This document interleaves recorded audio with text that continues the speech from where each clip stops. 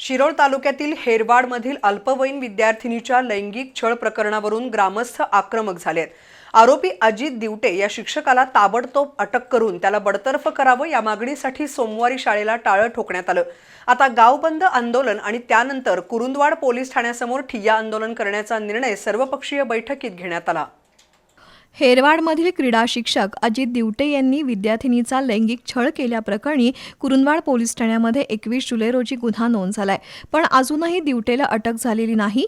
या पार्श्वभूमीवर हेरवाडमध्ये सर्वपक्षीय बैठक झाली।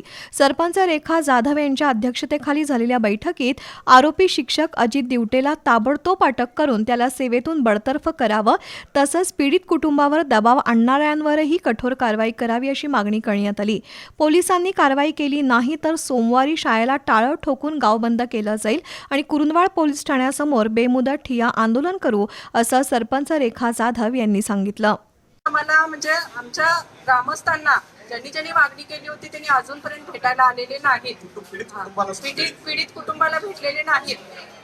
संस्थेचे सचिव ग्रामपंचायतला येऊन भेटून फक्त सांगून गेलेत आम्ही कायदेशीर वकिलांच्या सल्ल्याने त्यांना आरोपी म्हणून सिद्ध करण्यासाठी जे करता येईल त्याला आरोपी म्हणून निलंबन, बडतर्फ ज्या काही कारवाई करता येईल ते आम्ही करू असं सांगून गेले। सोमवारी गाव बंद, शाळा बंद आम्ही त्या दिवशी करणार आहोत आणि संध्याकाळी 6 वाजता मूक मोर्चाचं आयोजन आमच्या गावामध्ये सोमवारीच करणार आहोत।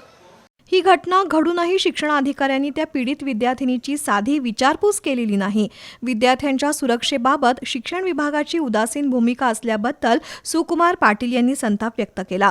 तर शिक्षकाची केस कोणत्याही वकिलांनी घेऊ नये, तसंच या खटल्याचं कामकाज जलदगती न्यायालयात व्हावं अशी मागणी करण्यात आली।